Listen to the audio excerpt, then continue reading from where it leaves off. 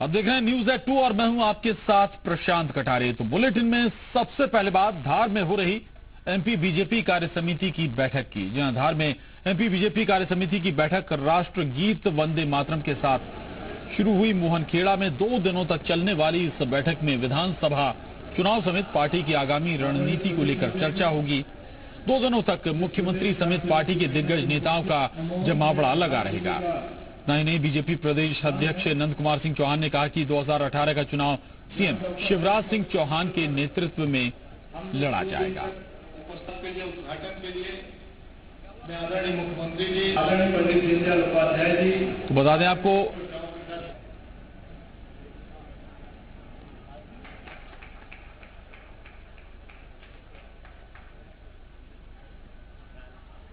और उधर रायगढ़ में छत्तीसगढ़ बीजेपी कार्य समिति की बैठक का आज दूसरा और अंतिम दिन है। बताया जा रहा है कि मिशन 2018 को लेकर खास रणनीति पर चर्चा होगी। वहीं धार के मोहनखेड़ा में एमपी बीजेपी कार्य समिति की बैठक आज जारी है। सीएम शिवराज सिंह समेत तमाम दिग्गज नेता मौजूद हैं। माना जा रहा है कि 2018 को लेकर खास रणनीति बनेगी।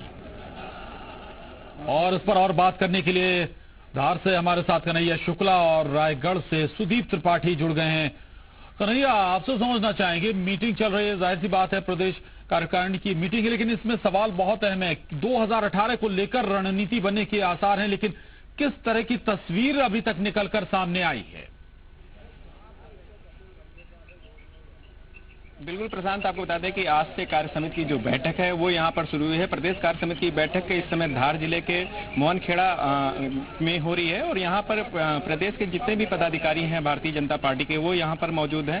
सीएम शिवराज सिंह चौहान यहाँ पर मौजूद हैं, अध्यक्ष यहाँ पर मौजूद हैं और जितने भी बड़े जो नेता हैं, मंत्री हैं बीजेपी के, वो यहाँ पर इस समय बैठक ले रहे हैं। इस बैठक में सबसे अहम मुद्दा है कि 2018 मिशन में जो चुनाव होना है, विधानसभा का जो चुनाव होगा, उसमें भारतीय जनता पार्टी को ग्राउंड पे किस तरीके से और मजबूती दी जाएगी, इसको लेकर के जो पदाधिकारी हैं, जो अन्य अन्य जिलों से आए हैं और पूरे प्रदेश से जो कार्यकर्ता आए हैं भारतीय जनता पार्टी के, उनको किस तरीके से मजबूती देनी है, पार्टी के लिए कैसे काम करना है, उसके लिए ये बैठक बहुत ही अहम मानी जा रही है। क्योंकि राष्ट्रीय कार्यकारिणी की जब कोई बैठक होती है उसके बाद ये प्रदेश कार्य समिति की जो बैठक है उसको किया जाता है और इसमें ये एक रणनीति तैयार की जाती है। इसके अलावा जो 3 महीने का है वो एक कार्य योजना बनाई जाती है कि जो प्रदेश में मंत्री से लेकर के भारतीय जनता पार्टी के जितने भी पदाधिकारी हैं वो किस तरीके से कार्य करेंगे और जो कार्य का जो भार है, जो पदाधिकारी को जिस तरीके की जिम्मेदारी दी जाती है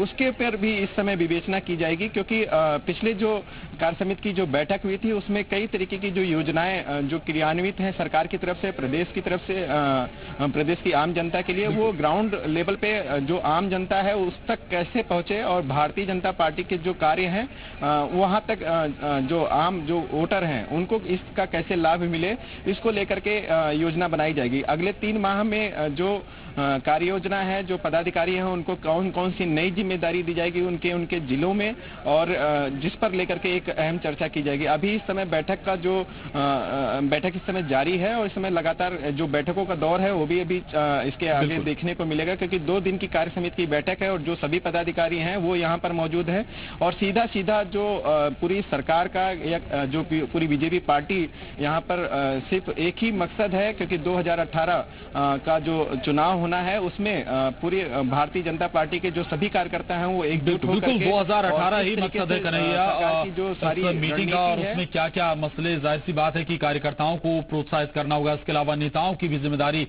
और तमाम मसलों पर हो सकता है चर्चा हो अगले दिन। लेकिन सुदीप, आपसे समझना चाहेंगे, छत्तीसगढ़ प्रदेश बीजेपी कार्य समिति की बैठक का दूसरा दिन है, एक दिन गुजर चुका है, दूसरे दिन आखिर अब तक कोई मंथन के बाद कुछ निकला?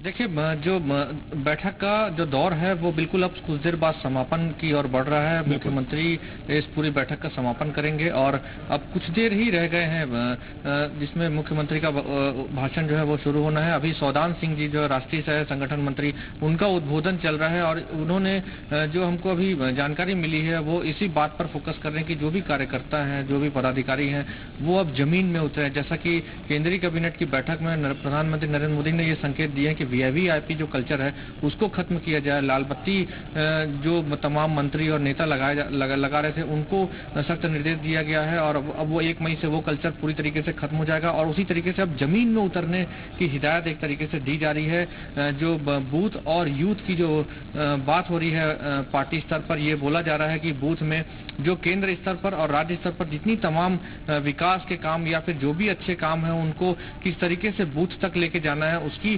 जानकारी दी जा रही है। और जो सौदान सिंह है उनके भाषण में साफ तौर पर जो दिशा निर्देश है उसके बारे में बातचीत की जा रही है कि जो डूज एंड डोंट्स है, किस तरीके से बिहेव करना है, किस तरीके से जमीनी स्तर पर काम करना है।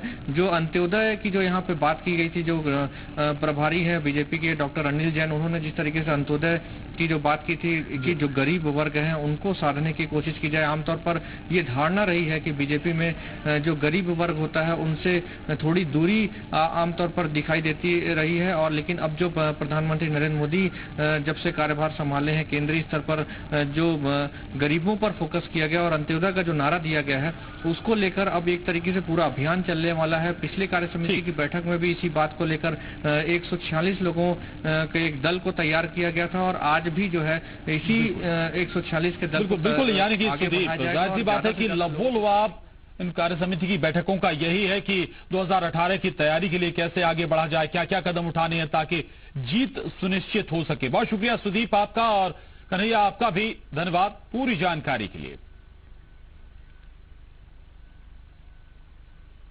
आगे बढ़ते हैं।